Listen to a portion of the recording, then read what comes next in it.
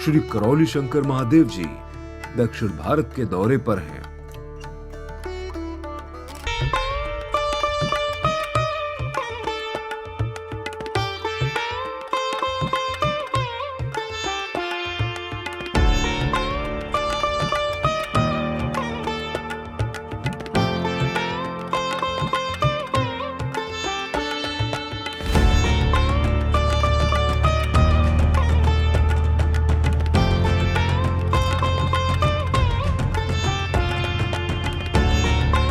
ऐसे आयुर्वेद को भी उपवेद ही माना गया। उन नियमों में रह के काम करने वाला वैदिक, वेद को समझने वाला वेदज्ञ, सृष्टि को समझ करके जीने वाला, दूसरों के साथ व्यवहार करने वाला जो मनुष्य, अगर उसे वेद का ज्ञान नहीं है, उपवेद का ज्ञान नहीं है, तो केवल जानवर है, मनुष्य है। बेंगलुरु में भक्तों द्वारा भव्य स्वागत, दर्शन प्राप्त कर उन्होंने सीधा केरल की ओर प्रस्थान किया, जहां पर केरल के भक्तों ने ढोल नगाड़े व शहनाइयां बजा करके उनका स्वागत एवं सत्कार किया। सबसे पहले उन्होंने स्वामी पद्मनाभ जी के दर्शन एवं पूजन किए, फिर केरल स्थित माता आनंदमयी मठ पहुंचे।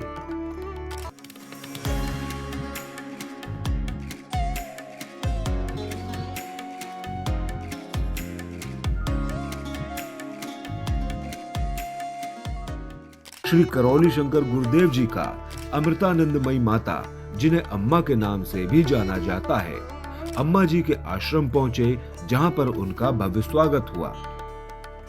अमृता स्कूल ऑफ आयुर्वेदा में हुआ मेमोरी प्यूरिफिकेशन प्रोग्राम।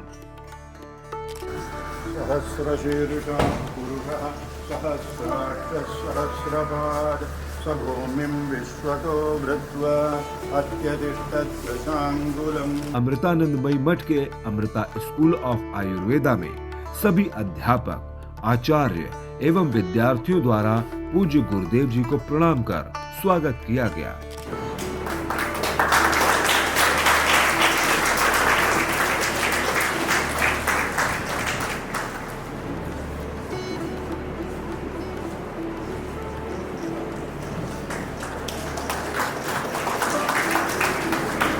उसके बाद पूज्य गुरुदेव मेमोरी प्यूरिफिकेशन प्रोग्राम के तहत राजीव जी और शंकर सेना अध्यक्ष अरुण जी ने मंच साझा कर सभी भक्तों और शिष्यों को स्मृति विज्ञान के बारे में समझाया।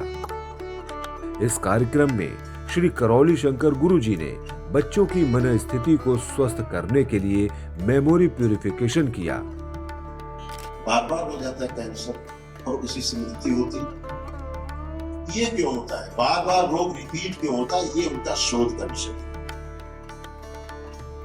उन्होंने ये पाया कि जो ट्रीटमेंट है, ट्रीटमेंट की जो स्मृतियां हैं वो बनी रहती है कि मुझे ये रोग था, मेरा ये ट्रीटमेंट हुआ, यह नेपथ्य में हमारी स्मृतियों में स्टोर रहता है। हमारी जो जीवन का भाग है, चित्त, उसमें स्टोर रहता है। और वह जो स्टोरेज है स्मृतियों का, रोगों के ट्रीटमेंट का, वही रोग की पुनः उत्पत्ति का कारण है, पुनः से रोग उत्पत्ति। इस निष्कर्ष पर इजराइल और इंग्लैंड के वैज्ञानिक पहुंच चुके। आधी बात की उन्होंने।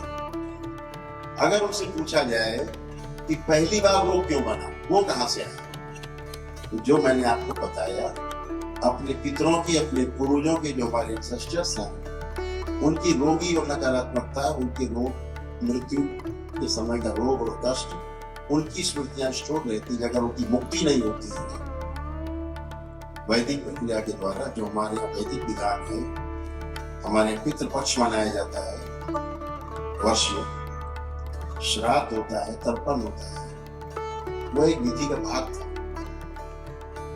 तो जब तक वो स्मृतियां रहती हैं, रोग और कष्ट बने रहते हैं। उन स्मृतियों के कारण, जो मैंने सीक्वेंस बताया, रोग का स्मृतियों से, नकारात्मक स्मृतियों से मस्तिष्क में सूजन, फिर भ्रम, फिर भय, फिर रोग, ऐसे बनते हैं। तो वो ये नहीं जान सके अभी कि इसका स्टार्टिंग पॉइंट कहाँ से, वहां से जाने जहाँ रोग डेवलप हुआ है, उसके बाद से जान पाए कि जो ट्रीटमेंट हुआ वो ट्रीटमेंट याद रहता है, रोग याद रहता है, इसके कारण दोबारा से रिपीट होता है। ये उन्होंने जाना। श्री करौली शंकर गुरुजी ने सभी विद्यार्थियों को वास्तविक में स्मृति चिकित्सा कैसे होती है इसका प्रमाण एंकिलोसिंग स्पॉन्डिलाइटिस जैसे असाध्य रोग से गुजर रहे एक विद्यार्थी की चिकित्सा करके दिखाया। जो विद्यार्थी उसकी सभी रोगी स्मृतियां नष्ट करने के बाद वह स्वयं को स्वस्थ महसूस करने लगा। यह देखकर सभी बच्चे अचंभित एवं प्रेरित हुए कि आयुर्वेद का ये हिस्सा जो आज तक अनछुआ और अनदेखा था, और ये एंक्लोजिंग स्पॉन्डिलाइटिस के कारण ये सारा बॉडी में आगे जस्ट बैक आकलन सी बनी रहती है और आगे छूना, जमीन छूना असंभव होता जा रहा था। धीरे आप भी चेक कर पाएंगे, आपका भी सारा जो बंधा हुआ है अभी अभी कब खुल जाएंगे, जो बंधा हुआ है